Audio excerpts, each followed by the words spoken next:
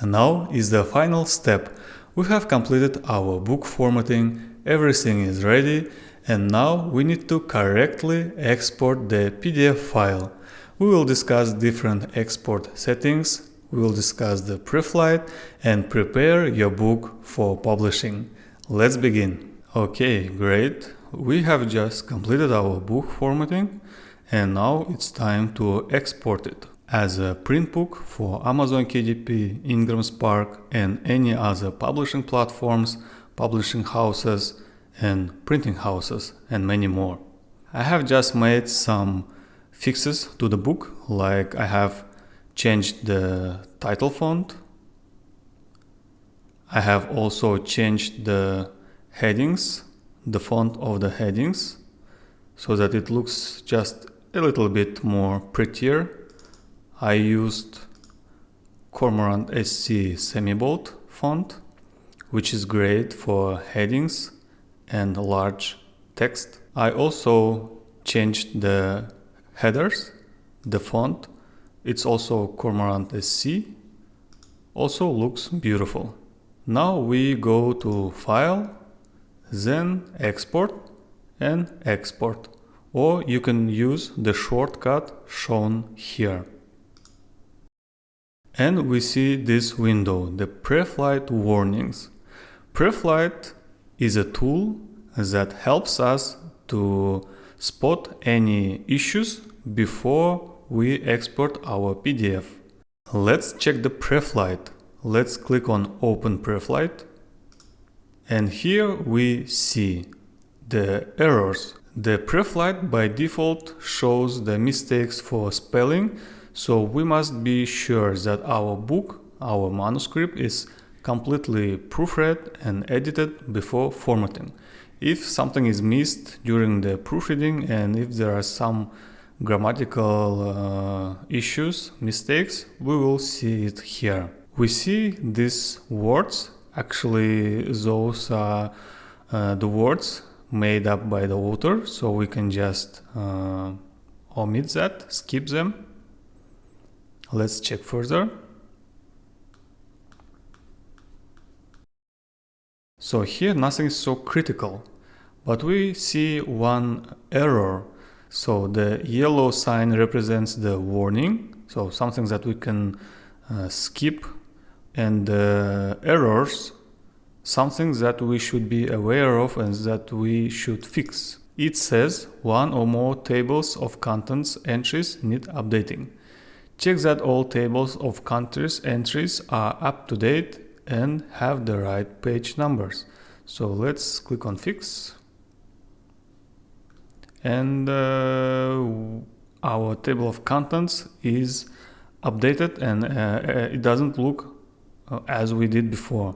So I click Command Z, so to return, and I can manually check that I have everything correctly here, that all pages are correct. So let's check that. Chapter 1 of part 3 is on page 166. Let's go to that page. So it's here. We can check more. Chapter 10 of part 4 is on page 304. Let's check it. Yes, it is there. So our table of contents is correct. So we have different profiles here, default or custom. We can also edit this profile. So for example, edit profile. And I don't want these spelling mistakes pop up every time because I know for sure that there is no mistakes. Yes, for example, let's suppose that I click on edit profile and I see all these things that can be warned, okay? If there is any issues with hyperlinks, it's an error. If some issues with image colors, so the warning level is disabled, but we can make it like warning or errors that we will have here. And also like missing glyphs, it's always an error, that's correct. And for example, let's go to spelling and let's disable it, okay? And close. So now we don't have any issues with spellings, we don't see it and we don't need it. But we have one error, hyperlink to invalid anchor. Here, okay, great. Do you remember in our previous parts we were playing around with anchors and with hyperlinks? So we have hyperlink here, and it's a hyperlink to some anchor which was deleted. Okay, so let's fix that. Let's select it and delete hyperlink. Oh, let's see what's happening. Edit hyperlink. And yes, anchor, a letter from Captain Gulliver and so on. Yes, that anchor, we just deleted it. So let's delete hyperlink as well. Okay, great. We can click on check now again. So nothing else, no more issues. And it was super helpful because if I wouldn't check the Preflight and I would just print this book, when it would be printed, this word bin would be underlined and it would be a different color. Yes, so it could be confusing for readers, like why it's underlined, but we have fixed that. Okay, let's do that again, delete hyperlink. So great. Okay, let's try to export it again. Go to File, Export and Export. Ignore and continue. So we have different formats like JPEG, PNG, SVG. What we need is PDF.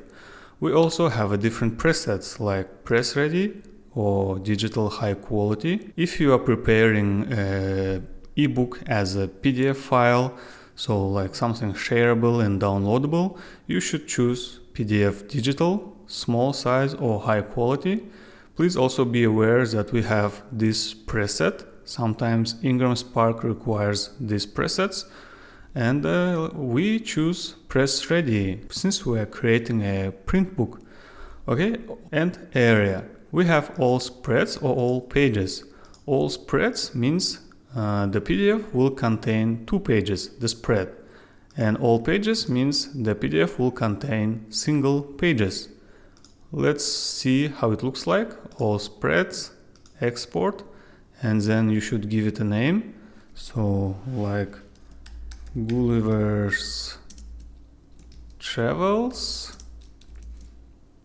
1, and I would say spreads. Okay, save. Now it's saved. Let's go to our folder and check our PDF file. Let's open it. So, okay, we see our first half title page. This is empty. And we see this our title page and our second page, which is left.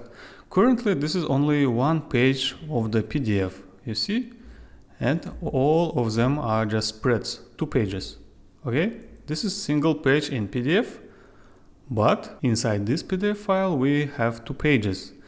It is good for preview, so when you save it as a spread and then you go spread by spread and then check everything, it's really helpful to spot any formatting issues, and something if is misaligned, you will quickly spot it here. But for print we need a PDF with single pages. Let's do that. So let's go again to File, Export, Export. So everything as we did before, but this time all pages. And now we here have raster DPI, above DPI. I recommend not to change anything here if you are not sure that you need to change that. So raster DPI should be 300, it's okay. Quality is 98, it's also fine, it's by default on Affinity.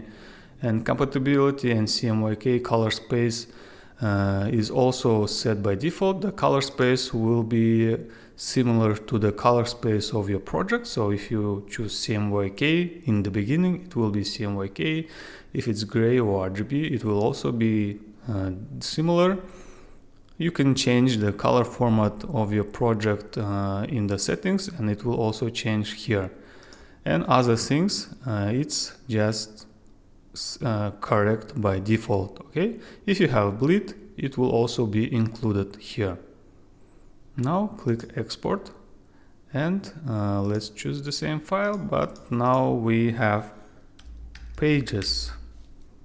Okay, it's exporting and we have it here. Let's open this file. Great, so the first half title page, the second page and the title page, you see, now it's just page by page. So this PDF you should upload to Amazon KDP, Ingram Spark, or send to a publisher or printing house, and this way you will ensure that everything is correct. So great, actually we have completed our print book formatting.